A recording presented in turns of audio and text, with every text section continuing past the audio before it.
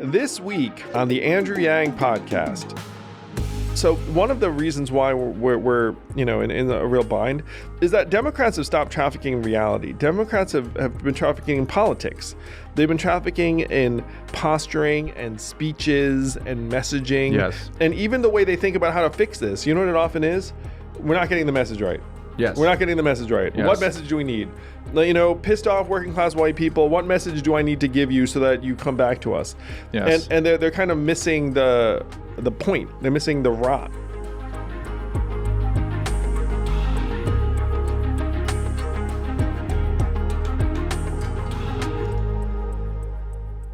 And Zach is back. Not that he ever left. Oh my gosh, Zach, your hair is long. For those of you who can't see, That's true. I've been growing it out a little bit. You look very, very. What's the word?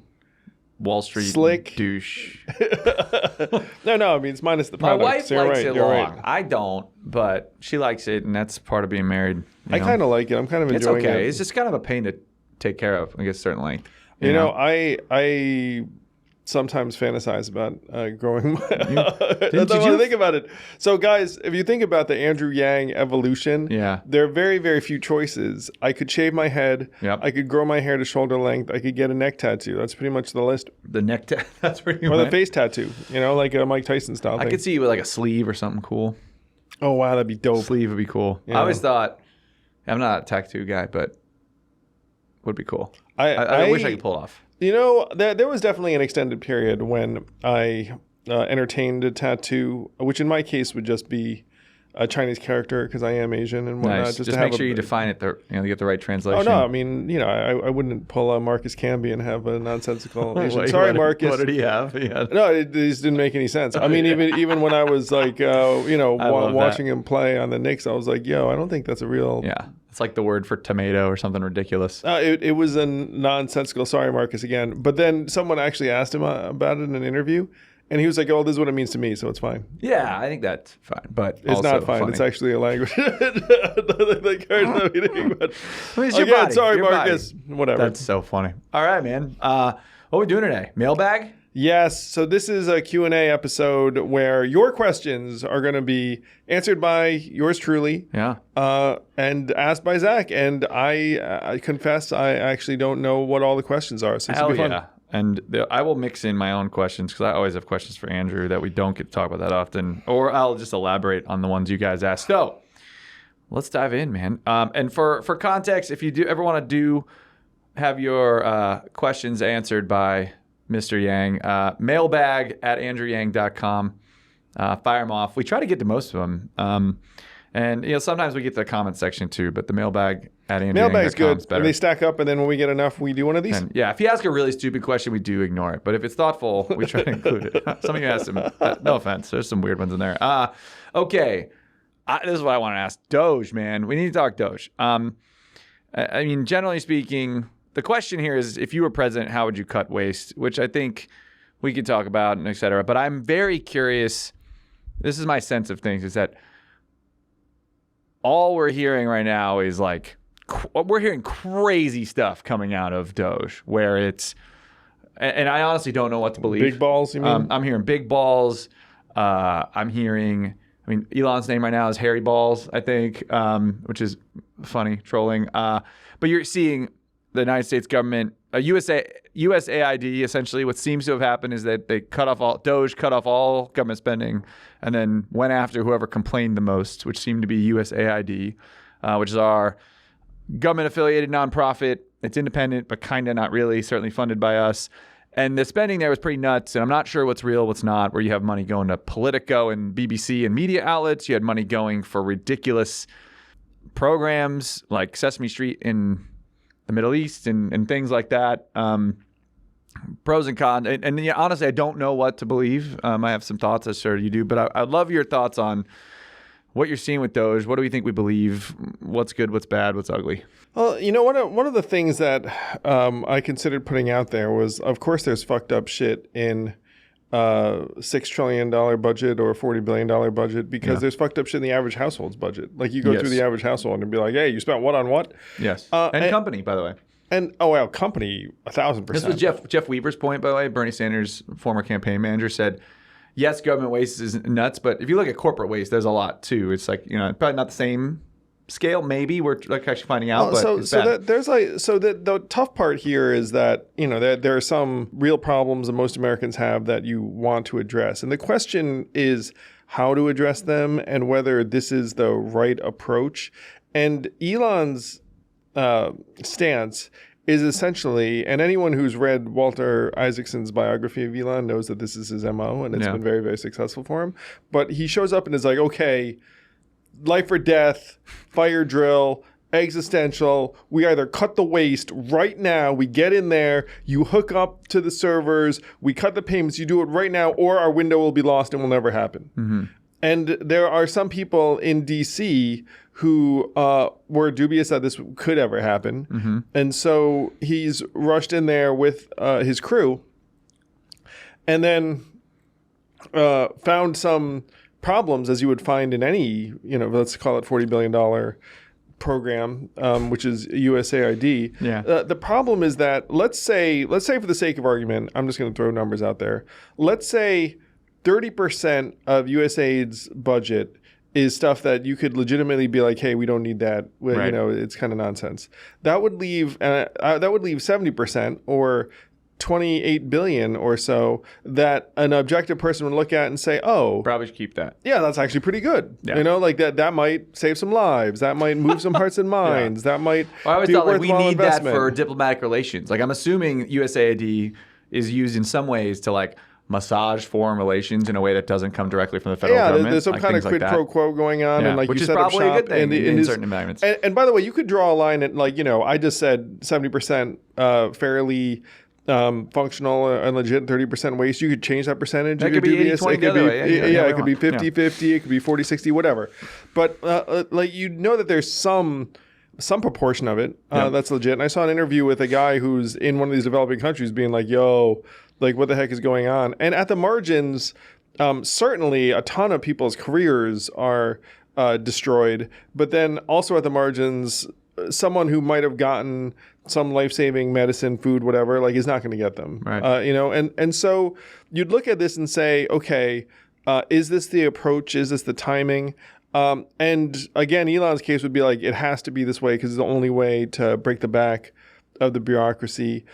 If it were me, I would be trying to prune, but I would be trying to prune more delicately, more judiciously, and give everyone some more time, because I think it's really, really harsh and cruel to take someone who's built up a career, let's say as, an international aid worker or whatnot, and they're the real people, or I'm going to switch tacks a little bit.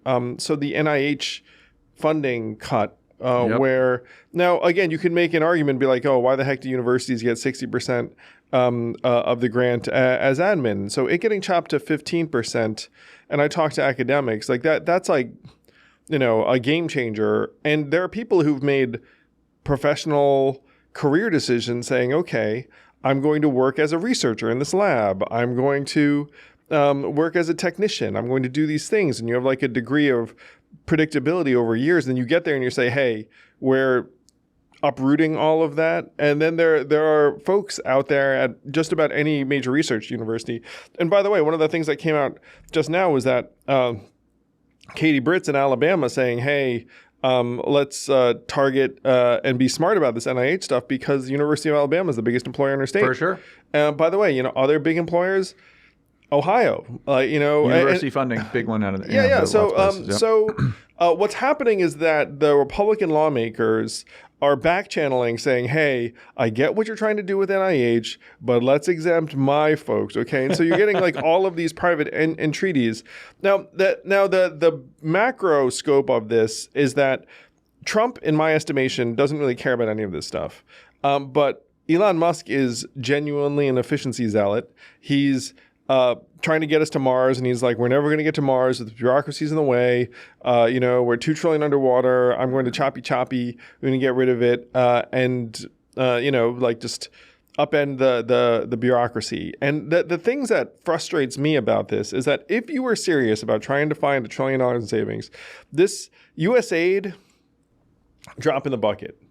Right. You go the bigger ones. Like NIH, fairly marginal.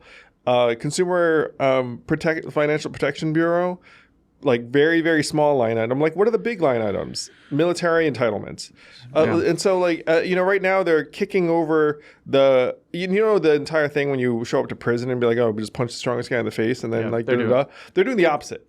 They're like finding the runtiest, weakest, lamest, most unpopular. It's like and then they're going in and being like, oh, we're gonna kick the crap out of you, and then but meanwhile, like the big kahuna. If they were doging the U.S. military, then I'd be like, okay, this is actually interesting and legit, because the U.S. military is crazy bloated, tons of inefficiencies, but instead they're kicking the crap out of U.S. aid and the NIH. So that this stuff is being done in a way that is unduly harsh and unmindful. Right. Now, the argument, I've actually given this some thought, Zach, is that if it were me and I was trying to do it in a way that was mindful, the argument against me would be like, can't be done that way. Yeah. Like the only way to get it done is to be the bull in the china shop, go in, and then, like there's some guy being like, you can't do that, and be like, watch me, and then you plug it in. Like, I understand. This was Byron Donald's argument on Bill Maher this week, where he said, I've been a representative.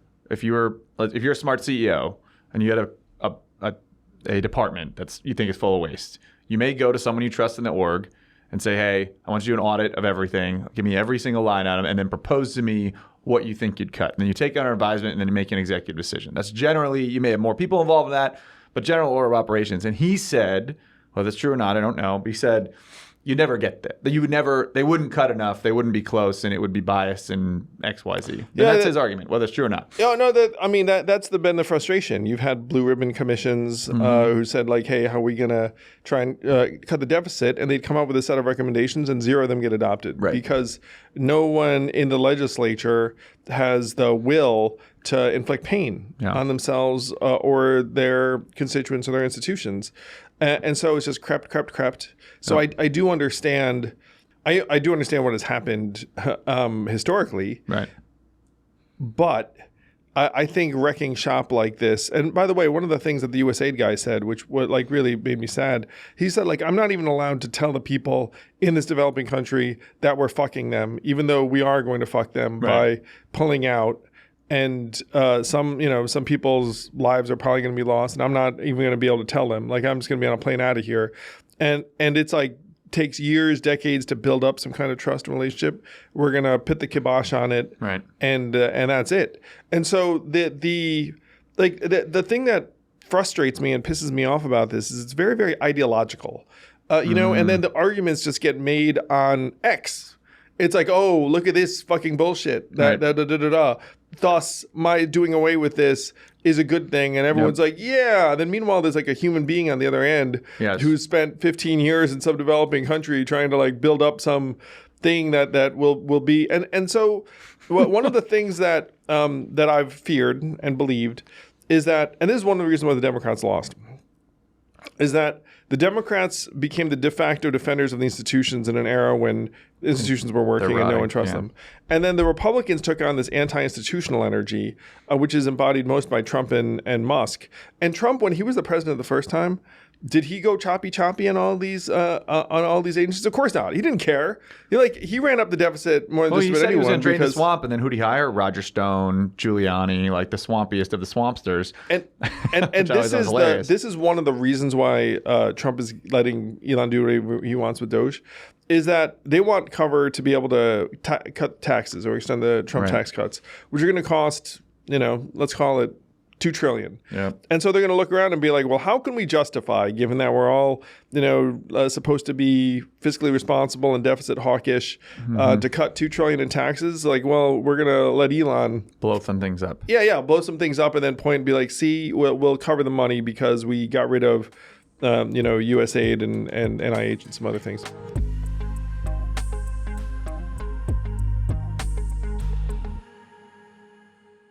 Thank you, listeners. Please make sure to like and subscribe. And if you have any questions, send them to mailbag@andrewyang.com, and we'll do our best to answer them. Thank you.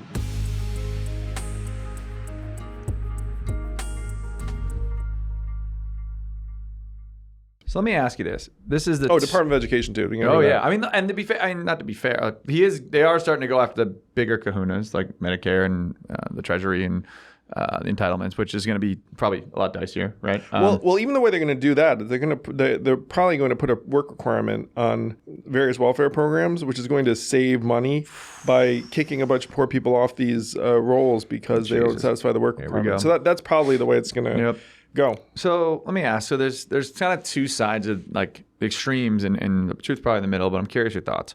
So on one side of this, it's like, hey, the people who voted for Trump, the American people, elected this sort of thing. Like Elon was out there campaigning. It was no surprise that Elon was going to be involved. DOGE was announced, I think, before or right after he got elected. But like, a version of it was certainly announced before. And this is the dismemberment of, let's call it the deep state that was running the country when Joe Biden was like a fake president, right? And so there are other people, there are other things going on. It feels corrupt. It feels not transparent. The American people voted for this. That's one side of the argument. The other one is kind of what Scott Galloway and Kara Swisher did, and I think a little more extreme than where the average person is thinking, but I think it's an interesting point where they're saying like this is a hostile takeover of the U.S. government in that you may love Elon and maybe think he's a benevolent dictator, but this is behavior of this is dictator-like behavior where folks they're going around versions of due process around the Justice Department to just blow things up bulldozer style. What, I guess thoughts on, the truth's probably in the middle, thoughts on whether either of those are accurate or what do you think? Like I gotta say, I felt like a lot of this was going to unfold in this way. And sometimes I would talk to people before the election and I'd be like, yo, I don't think Trump's, the right choice. And people would be like, Trump's not really going to do any of these things, or by extension, Elon's not really going to do any of these things. There were people that were saying, oh, DOGE, you know what they're going to do? They're going to put up a bunch of recommendations. We're not going to do any of them. Pat them on the head, and then they're going to drift off. Now, they didn't reckon on who Elon is and what Elon's he's capable very much of. Doer. Yeah. He's like he's not one of these Washington creatures of bullshit where it's like, hey, I'm here to be at the party and give a speech and then peace out. Like he's like, hey, I'm a fucking real human and I'm gonna enact the mission. Yeah. Mm-hmm. I'm an efficiency zealot, and it's like I've got my squad of hacker types, and we're gonna do the thing. Now, if you were to ask me which of those two things was more likely, I was like Elon's a force of nature. Elon outdid NASA. I mean, there was like some crazy shit where when he was building SpaceX, NASA was like, hey, you can't do that. And he sued NASA and won. Yeah. Something like, something insane. Like what kind of maniac sues and wins the U.S. government in a government court and wins, and then it's like, hey, it turns out we just like build rockets. So that guy, and especially because in this case, like, he does have like real waste to go after. I mean, there's like real waste. There's really good things that seemingly are happening. There's also some maybe seemingly terrible things happening in this bulldozer approach. Yeah. So one of the things I joke about, but I still do, it's like Americans are guilty all the time of failures of imagination. And Democrats had total failures of imagination in terms of, or whomever, like maybe not necessarily just Democrats. For Democrats, if they had, and this, by the way, frustrates the hell out of me too. It's like I see Democrats like protesting what's going on right now. It's like if you really had a problem with this, fucking primary Joe Biden. This was my 14 question. months ago. I was going to ask you. It's like if you just sat there and let us like careen into this mess, and then now you're like, defend democracy. It's like the time to defend democracy was when you could actually fucking do something about it 14 months ago. And now when you're putting up social media messages and the rest of it, it's like you failed the test. You failed the test. We're all going to pay the price. These random aid workers and random researchers and random, federal employees are going to get the axe because of you. So there's like a significant part of me that's like, oh my God, like that, these guys, it's like where we are because of their, cowardice and lack of principle and the rest of it. And then what's happening now, I don't like a lot of it, obviously. But, if you'd asked me, hey, like, did I imagine a version of this? Yeah, I kind of did. Yeah. Well, I think what has given me the emotional reaction off this was you beat me too, was that I'm watching Liz Warren somewhat AOC, Chuck Schumer, a number of Democratic reps, but leaders of the party freak out. They're objectively freaking out, and they're screaming and they're yelling during all the cabinet appointee sessions, and they're having press conferences. We're going to take to the streets and blah, blah, blah. Where were you during the election? Well, this is one of the tough things too, Zach, because in point of fact, check it out. Some DOGE guys show up to the office building, and maybe they come on a weekend when no one's there, and they plug in to do it. Boys, it sounds like. Yeah, just plug in. And then, you protested after the fact, and they're like, hey, protest all you want. We're just going to do our thing. What we are in, and this is to the Scott Galloway, Kara Swisher point, is that we've a number of months ago, someone asked me, hey, where does this all head? And I said, we end up slumping into a version of authoritarianism. And we're essentially there. And so I was looking at versions of this in a democracy, and it's called competitive authoritarianism, where you run things and then there is an election.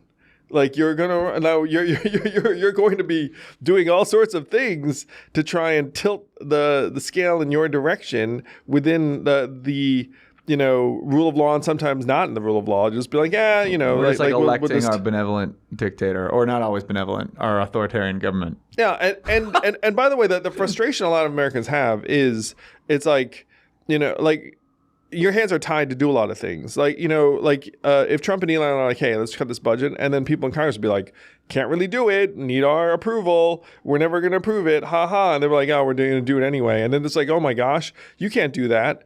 And then they kick it to the court, and then some judge right now is saying, can't really do that. And by the way, reading the law, that this is not what the executive branch is supposed to be doing. Mm-hmm. But then, the Trump kind of controls the courts. Elon controls the most important social media engine. And so they're going to be like, hey, someone stop us. And no one's going to stop them, in my opinion. And so there's going to be a lot of damage done. Some good things, but a lot of damage done. To your point about it's like, hey, people voted for this. Like, there's a strain of people that voted for some version of this, but I almost posted something, was like, they just wanted closed borders and cheaper eggs. You're right. You know what I mean? Like people weren't like, hey, no, there's some people that will be entertained by the spectacle of it. And even like a professor, an academic friend of mine said, it's like, hey, does anyone care about us? And then I had to say, it's like, not really. Like, you're not a very sympathetic figure because you're, some egghead somewhere. Now, I almost also posted something that people would have hated, and I didn't. I was like, yeah, whatever. It's like, but it's something like, bureaucrats are people too. It's like, we should just test out all your draft tweets here on the pod. I mean, it's kind of funny. It's like, it's like, it's going to get taken a certain way. One of the companies like, are people I put too. out, Was that I Romney line? Yeah, it was, corporations are people too. Corporations are people too, or like researchers are people too, federal employees are people too. I did put out a tweet that. What was I said? What we need right now is a good Joe Biden speech. People thought you were serious. No, and then I was like, obviously a joke, but not that long ago, that actually was the Democratic thought process, and we're well beyond all that stuff. So one of the reasons why we're in a real bind is that Democrats have stopped trafficking in reality. Democrats have been trafficking in politics. They've been trafficking in posturing and speeches and messaging. Yes. And even the way they think about how to fix this. You know what it often is? We're not getting the message right. Yes. We're not getting the message right. Yes. What message do we need? Pissed off working class white people, what message do I need to give you so that you come back to us? Yes. And they're kind of missing the point. They're missing the rot. The rot is like, hey, we just don't believe you anymore. We don't believe this TV channel. We don't believe believe in anyway. I don't know if I do see the Dems in general making just bad arguments. Like, I think there are plenty, and you've made a few here, plenty of good arguments against what Elon's doing right now, against Elon in general. But AOC, for example, and I don't mean to particularly pick on her, but she's out there saying, Elon, I think the quote was like, he's the stupidest billionaire, the dumbest billionaire out there, which I think is an objectively insane it's objectively statement. Untrue. I definitely know some dumber billionaires. For sure, that's for sure. But also, he's a rocket scientist. He's a very smart guy. He's brilliant, obviously. And now you can knock him for other other ways, right? And I think I do the same with Trump. I just want to throw something out there. This is something that occurred to me, and it's not to pick on AOC, but check it out. Over the last number of months, I have been giving my X earnings to people who follow me on X at random. Right. And there's a number of reasons. It's like I had these earnings come in, and I was like, what do I do with this? Yeah. And it didn't seem like a whole lot of money, so I was like, let me just give it to the people that brought me here and enabled it. Yeah. AOC's earnings must be tens of thousands a month, no? Yeah. Like 10, they're probably higher than her congressional salary. And so there was some part of me that was like, there's like something ironic here that AOC is getting paid 5 or 6 figures from Elon's social media platform. And like, where is that money going? I mean, your guess is as good as mine. and so, but, and then she's like, protesting Elon on his platform and then taking the monies in. And, and so, look, I have no idea. Like, it could be that, the money is, going to something in her district or going to her team or whatever. But this is something that has occurred to me any number of times because as far as I know, most of the major accounts, and again, I do not mean to pick on AOC because there are a number of other people who could just slide in there. Thing, right? And one reason why, by the way, I decided to give my X earnings to the followers, like I didn't want to actually either be or appear beholden to the platform. Financial incentive to rage bait, That too. It's like, I think I could gin up my engagement and earnings if I could definitely say shittier things. Well, you could look through your drafts and decide. I try and keep it clean.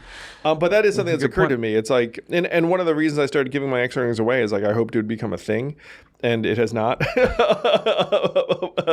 But not too late. I mean, who knows? Maybe someone will. Maybe.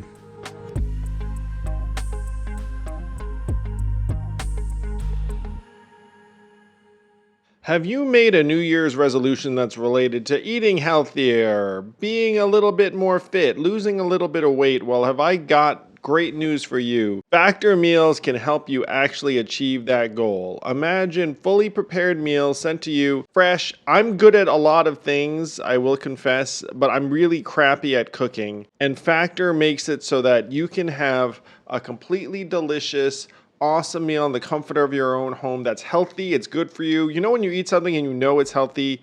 That's the experience with Factor. When I ordered it, the Nona's Bolognese, the mustard chicken, they hit the spot. They're quick, they're convenient, they get the job done, and then some. Eat smart with Factor. Get started at factormeals.com/factorpodcast and use code FACTORPODCAST to get 50% off your first box plus free shipping. That's code FACTORPODCAST at factormeals.com/factorpodcast to get 50% off plus free shipping on your first box.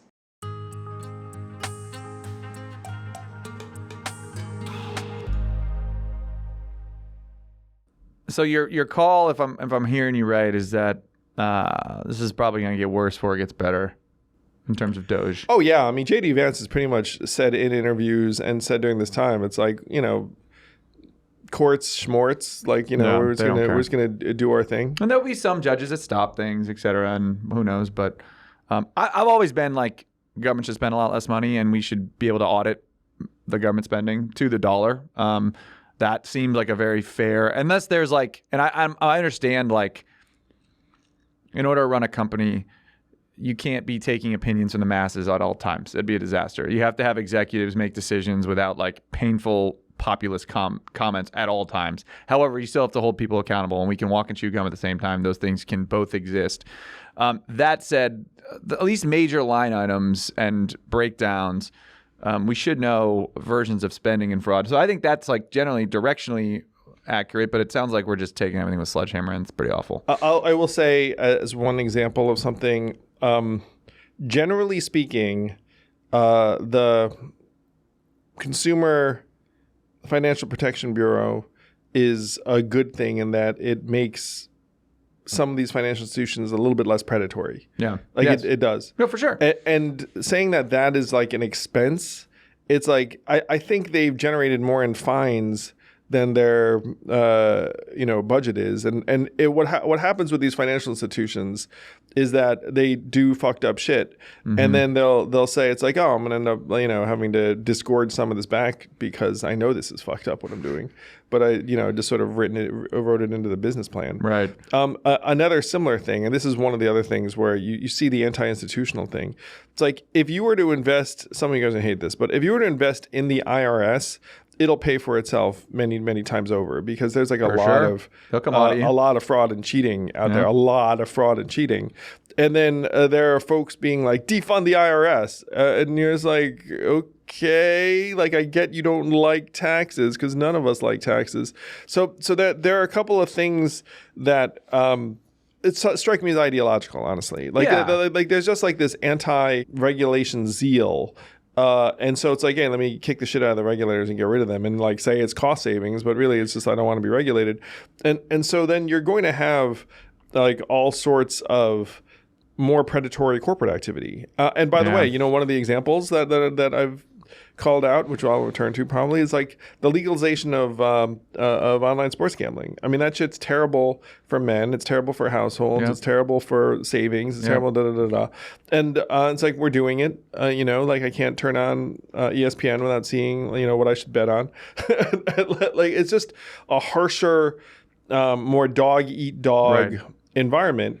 And if you were the lead dog, the biggest dog, like, centibillionaire dog or whatever, you're just like, yeah, that's the way it should be. Like, who is this fucking petty bureaucrat to tell me how to, do my thing? Yeah. Because like, I'm like a titan and you're this fucking mouse. Bureaucrat, right? Well, everything you just said, there's you're making a rational argument against deregulation. You know what I mean? Like and there are rational arguments against it. There's a reason we have regulations, et cetera. What I see out there from the left in particular is like, don't defund the Department of Education. And what they're saying is they're defunding teachers. You're defunding classroom supplies, et cetera. While at the same time, we're spending more money per pupil than any other country on the planet, and we're objectively getting dumber. Like our society is like literacy rates are going down. Like I go down the list, I do a lot of work in this space, and it's a hot mess. And you can say the same about veterans. Like they're defunding veterans and healthcare workers that are helping our disabled veterins. Yes, that's true. And this is my complaint about what's happening right now. To your point about one extreme, the other, blah blah blah blah blah. It's like we have descended into an incoherent battle over dollar signs that really don't have any meaning to us. That's a good way to put it.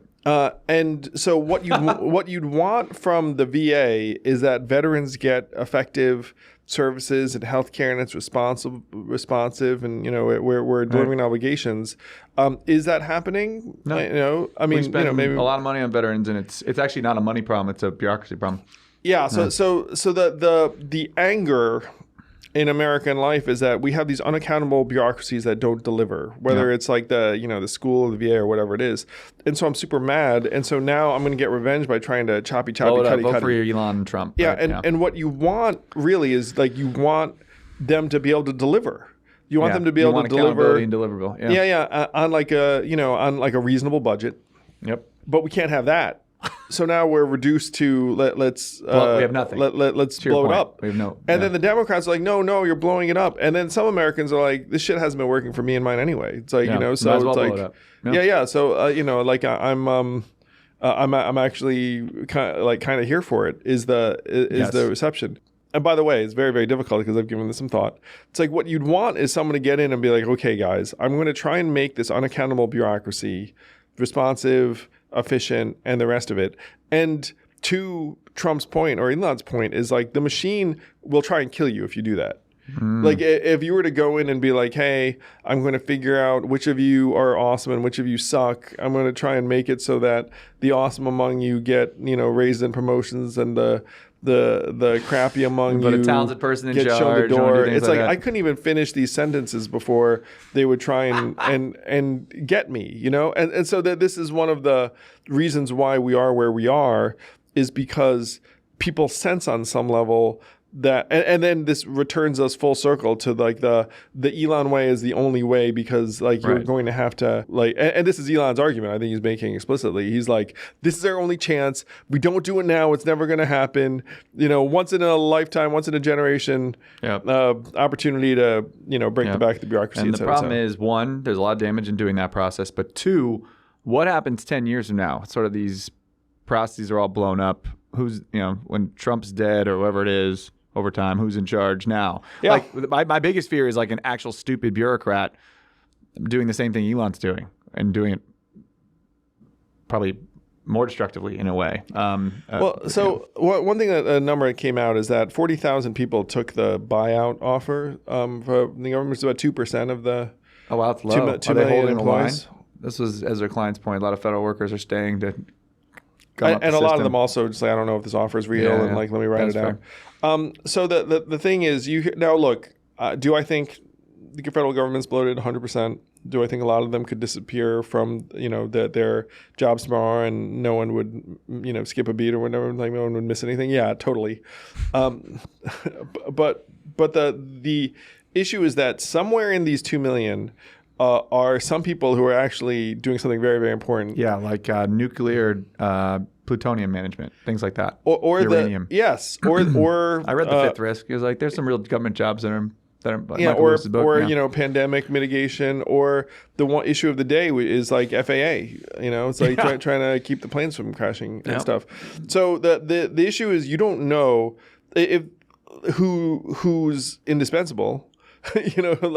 So if the government is like most every other organization, which it is, there are some awesome people in there doing like great things and doing a lot of the lifting. Islands of excellence. And then a bunch of people that are completely dispensable. Yes. The thing is, you don't know which is which. It was my argument, and so. Right now, they're not even trying to figure out which is which. And that was part of this USAID thing. They were like, hey, we're going to vet which programs are good and which programs are bad. And then they're just like, no, we're actually not. We're going to get a problem. Yeah. And so there was a period when the USAID workers were like, okay, well, my program's good. Yes. Like, let me show you. And then they would send messages into the void and then receive nothing back. And then it would dawn on them, it's like, you actually are not going to vet. Like, you're just going to. This is what you're seeing you're talking about the politicization of this, where you're going to see Republicans back channel, like, don't cut my stuff.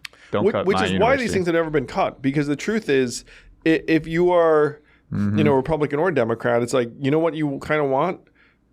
Jobs at your local university. In your district. A lot of jobs. Yeah. A lot of money, a lot of visiting, a lot of football, all the things.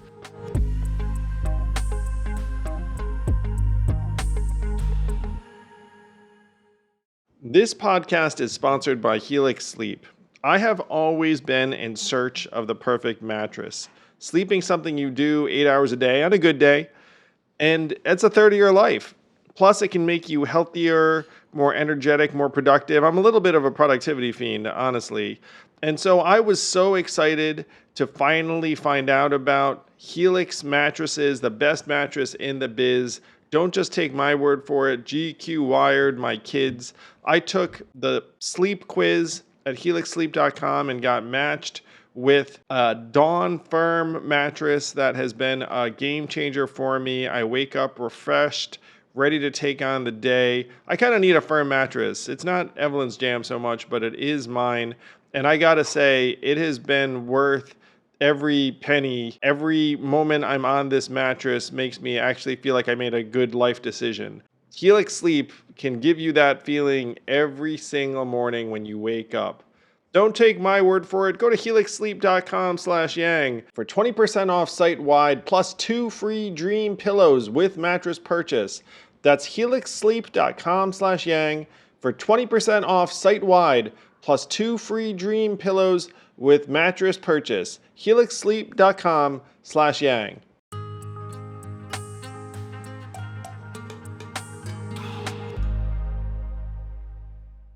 Well, not to depress everybody, but that's what we're getting with DOGE right now. That was insightful, though. You want to shift gears? Sure. All right. Next question is from Leslie. Is the rise of far-right parties around the world a result of the failures of center/moderate parties? A lot of ways you can go with that, actually. Thank you, Leslie. Generally speaking, yes. You know, and, the rational middle didn't do a good enough job. Yeah, the rational middle didn't do a good enough job. I think in a lot of these societies, there was an approach, and this is the issue that comes to mind for me, Leslie, is that you have immigrants or migrants, and then people are like, hey, it's cool, like, you know, they'll assimilate, and we're going to be welcoming and very liberal. And then there was this massive backlash against that in a lot of societies, would be saying, no, we hate that. Right. And by the way, the U.S. has experienced its version of that because we certainly had much higher levels of migration over the last 5 years. And then this administration is in large part a backlash to that. I mean, when I said before, like, you know, they just wanted closed borders and cheaper eggs. I mean, like, I led with closed borders for a reason. So, I think if you'd had a greater middle of the road or even center right approach to these issues from the get, then maybe you don't have nativist, xenophobic, far right parties emerging with the strength that they have. And by the way, this is something that's like it was a book by Barbara Walter, Why Civil Wars Start. But there's a name for the nativist contingent that rises in each country. It's called the Sons of the Soil.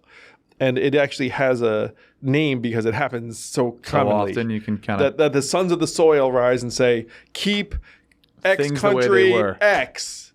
You know, and then that's a reaction to something that, you know, like people think is changing the culture of the environment. So counterpoint, do you think that the regular left, not even the far left, the Democratic Party in this case, pushed away moderates where they didn't feel like they had a party except they had to go with the one that's more extreme? Or not even more extreme, but like the lesser of two evils. There were a bunch of people that were in the middle in the United States of America that were gettable for either party. And we're looking at two of them right here. Right? Like this party certainly has pushed away straight white dudes, bunch of rivals, you know. Yeah, I mean, you know, and like I and obviously... You've been kicked out a few times. Sure. So there were a bunch of middle of the road people who were very, very, very out on the Dems and the Biden administration over the border. And they legitimately just said, and maybe identity politics too. Yeah, sure. And it's one reason why Kamala was the wrong nominee for the Democratic Party, because if they'd chosen, let's say, the governor of Michigan and the governor of Pennsylvania, and then if a voter said, hey, I'm really mad about the border, then the nominee could have been like, yeah, me too. Yeah. You know, I was in Harrisburg. And they'd be like, oh, yeah, you had nothing to do with it. So like that's like a much more compelling response than what Kamala had. So I do think that there were very legitimate mistakes. It's maybe a combo, but I think I felt a lot of folks that the rational middle, I think, was afraid to speak up for fear of getting. It sucks to be called a xenophobic or white supremacist, whatever you're called. Dude, and now cancel culture is like a thing of the past. Like, now the right seems to be driving cancel culture. You say the wrong thing, they're chewing you. Yeah, I agree with you though. It's you're right. Very different. It's a different version of cancel culture. It was a good question, Leslie. Thank you. Another one. From ending USAID to imposing tariffs, it seems like the U.S. is entering a new era of isolationism. Does this help or hurt the U.S. and the world in the long term? So this is the argument for Trump's new foreign policy, is that there was an America-led world order that was very expensive, but generated a ton of value for the United States. I mean, we have a military base in every continent, as you know, an obvious example. Yeah. So we went and put everything out there and said, "Hey, global trade, globalization, you know, cover all the magazines." We've got all. And by the way, we will invest, billions of dollars in aid. We'll invest, billions of dollars in everything. Partner with factories all over the world and get your goods here, whatever it is. And then Trump now has turned the page and said, "Hey, turns out we're just out and out transactional everywhere." Like, why are we subsidizing Canada? Why are we subsidizing, Ukraine? Why are we subsidizing anybody? We don't subsidize anybody. We are here to get ours for Americans. And there are a bunch of Americans that are saying like, yeah. Now, there were profound benefits to the America-led world order for Americans. One of the main things is, the dollar is still the global reserve currency. And so you can go around. And that affords us real luxuries we don't even fully grasp, I think. Yeah, that means you can print trillions of dollars, and everyone's kind of like, I guess that's happening. And unfortunately, we haven't used those trillions of dollars to measurably improve our standard of living. We've used them to inflate asset values. So bully for you if you've owned real estate or stocks over these years. If you haven't, shit out of luck, et cetera. So that's, in my view, not the way you would use. And this is something that makes me sad all the time, Zach, is that when I was running for president 5 years ago, people would be like, hey, how do you pay for this? And I'm just like, we can afford it. Yeah. And then we spent $6 trillion on COVID, and then now, inflation's a problem, deficit's a problem, et cetera. $6 trillion, I mean, you could have done a lot with $6 trillion. But what we did with the $6 trillion is we essentially inflated the stock market and various asset prices. So it makes me deeply sad that that was the choice. So you could have 2 points of view. Number one is that the global world order led by America was going to crumble anyway. It was artificial to pretend it was still going to exist. We were getting it taken advantage of, and so Trump is calling a spade and flipping the page to something that's going to work better. The opposite version is that we had built up alliances over decades and generations. We're now an unreliable partner. The EU is looking around being like, what the hell is going on? Developing countries are going to look around and saying, my being on board with the U.S. doesn't seem to help me. So who am I going to be on board with instead? I guess China. Whose AI might I use? I guess China's. I don't really care about.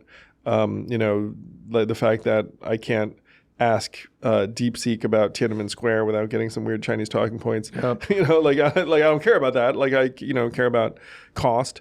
If you ask me which version of the truth it is, I am still an institutionalist in terms of the global order. I think that the benefits that we have are still vast, and we take them for granted. We don't appreciate them. Maybe we haven't used them in the best ways, but I think we're going to miss it. I think we're going to miss it badly. And I think if we just go into the, hey, it's the dog eat dog world, we're not going to like various outgrowths of that.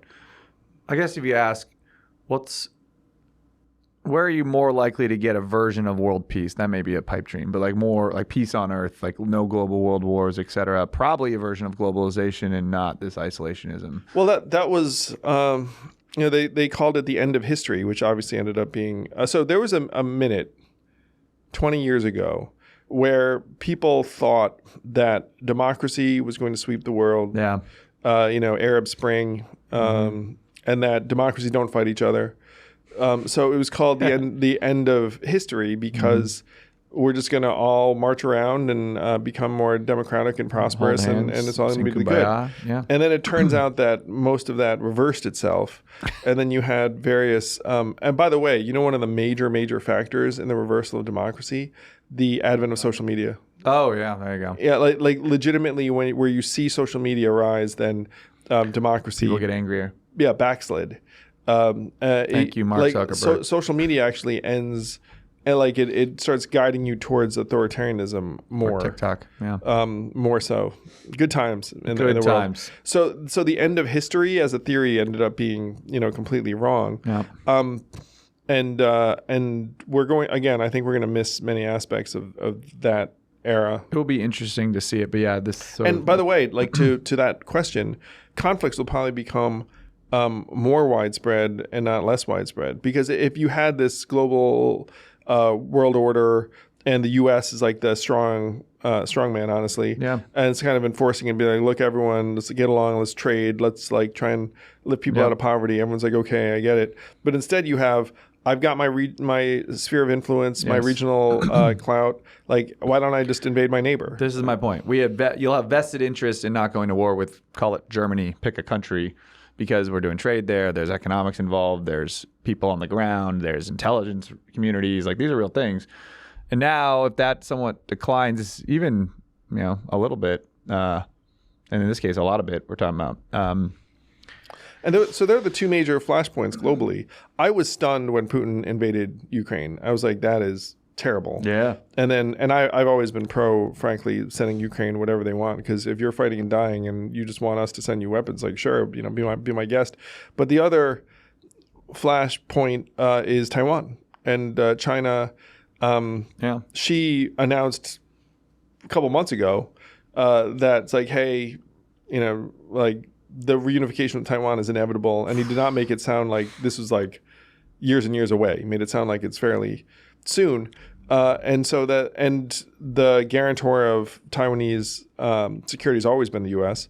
And so if you wind up with a transactional U.S. where we're just like, look, what's in it for us? What's in it for us? Then, like the expansionist impulses of various countries, whether it be Russia or China, would just go up because they're like, well, like we're in the world of take what you can. I'm fine sending money to Ukraine as long as we also send money just as quickly to North Carolina and Maui and LA when disasters happen. You know what I mean? Yeah. I think you have to. We can walk you going, but you have to do both. Oh yeah, I'm 100% on board with like that. right now, we do the that. Ukraine over Asheville, whatever it is, which seems somewhat ridiculous. Or East Palestine, Ohio, or whatever. Yeah, like I'm with you there. I mean, I think people know it's like this is one of the problems in American life now is it feels zero-summy. Yes, exactly. You didn't mean that in a zero-sum way. Like, no. Right, it's right. like, I mean, but I think that's what people feel when they hear, right? You see it, like I support Ukraine. It implies in somewhat that you're okay with, 20 other things, whatever it is, right? I'm someone who obviously fervently believes that we have underinvested at home in like myriad ways. Yep. That we've squandered an historic opportunity to build a really fulfilling, positive, prosperous way of life. And by the way, that opportunity is not lost to us because AI is going to generate for sure hundreds of billions of dollars worth of value. And then the question is, how does the average American participate in that?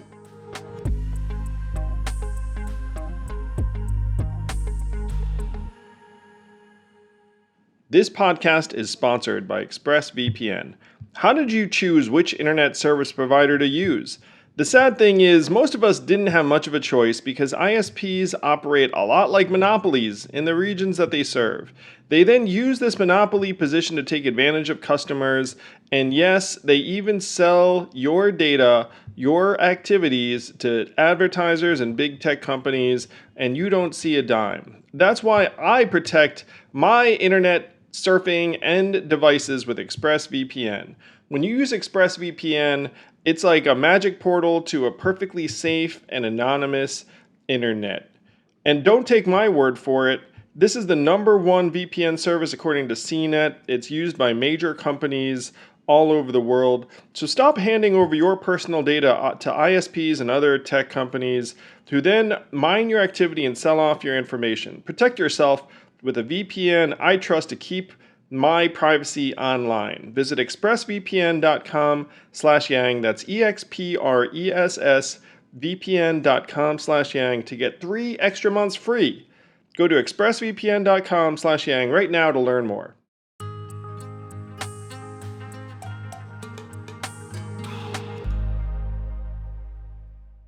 That's the next question we have is on AI, and I think we should talk about it because we haven't talked about AI since a while. For those of you not familiar, Andrew mentioned DeepSeek earlier. Essentially, OpenAI, and there's some others in the U.S. that have sort of taken the market, and they've spent a ton of money. And then DeepSeek came out, and this number was misleading, but they said it was $6 million to build an equally awesome AI, but I'm using layman's terms. But they did spend a lot more money, and it seemingly they took a lot of data from others.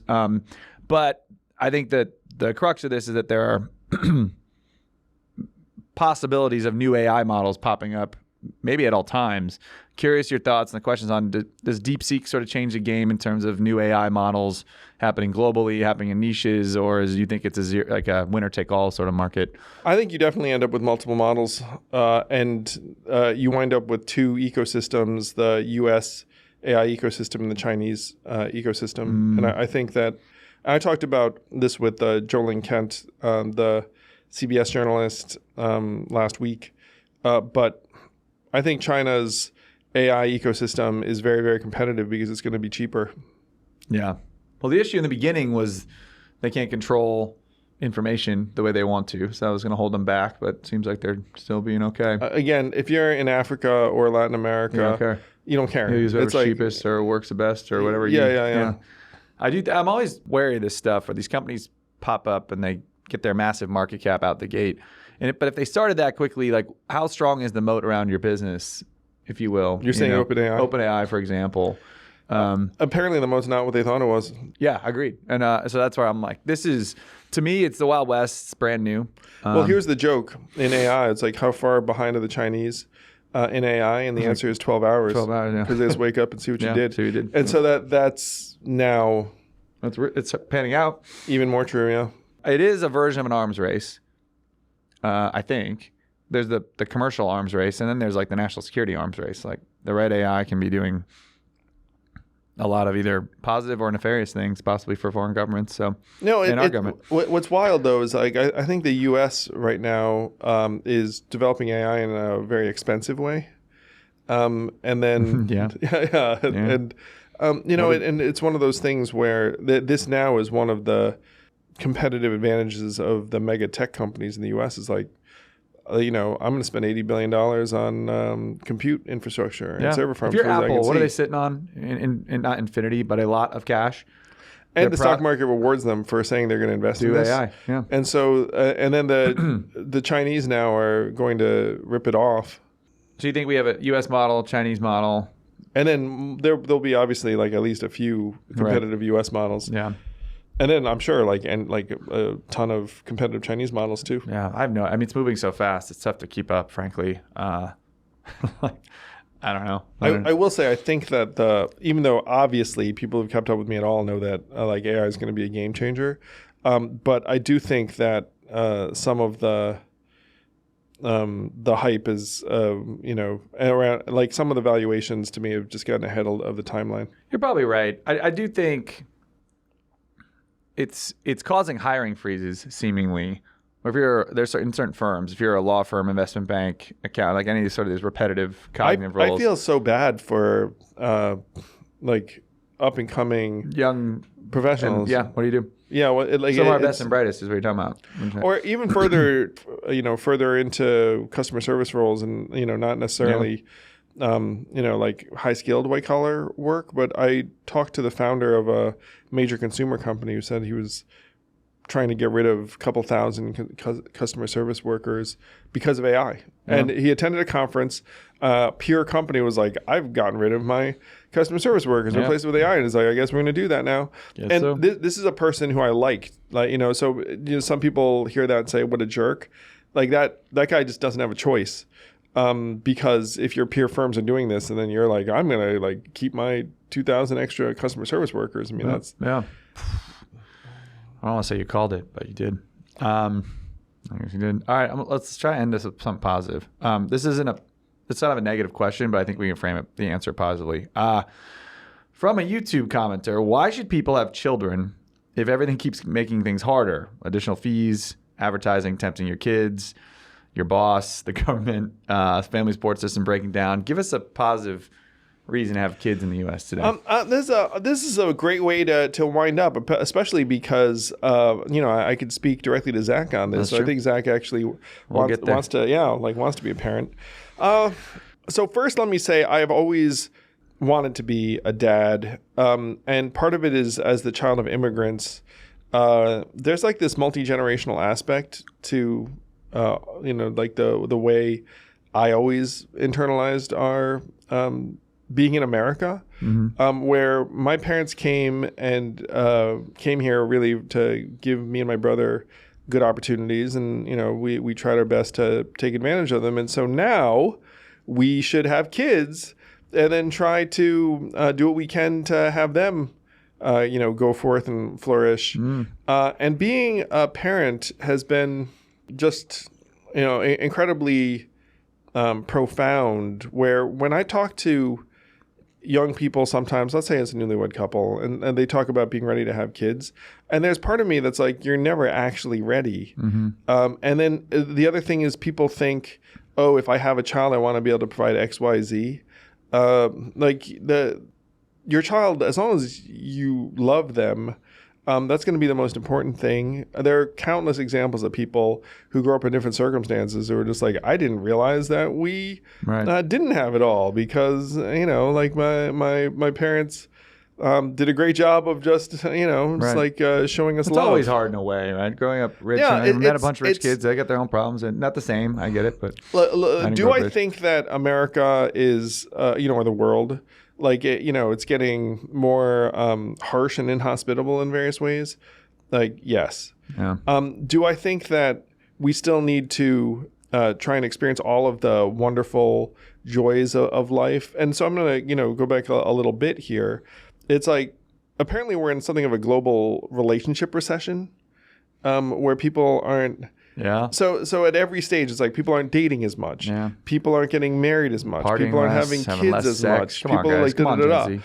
So like and I'm very, very fortunate that I've found Evelyn and had these experiences. But like I've always felt like they were like part of a fruitful life that you would try and I think that having a fruitful life is like includes becoming a parent, because I think that becoming a parent is like an extraordinarily human innate experience, an impulse a lot of people have, and I personally think it's like the right impulse because it's like I love my boys to death and I can't imagine life without them. So now you look at this and say it's like, imagine if I had never had those experiences, I'd feel like I'd like lost a huge piece of myself.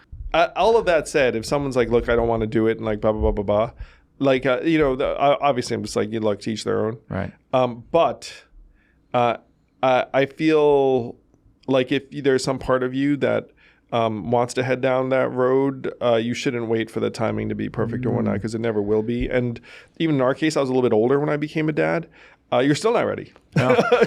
Like it's still just like, it's still, stress and like anxiety and mess and lack of sleep and chaos and all this stuff. But as long as you love, then it's more than worth it. It pays off like many, many times over. It seems like there's always reasons to not have kids. Probably always reasons to not do anything. But the big three reasons that I've talked to my wife about, like why I want to have kids, is one is like the purpose piece. Like there's no better sort of calling than having someone that needs you and take care of you. And like life is about people and relationships. And it's one of the best relationships of father and son, or father-daughter, or mother-daughter, etc.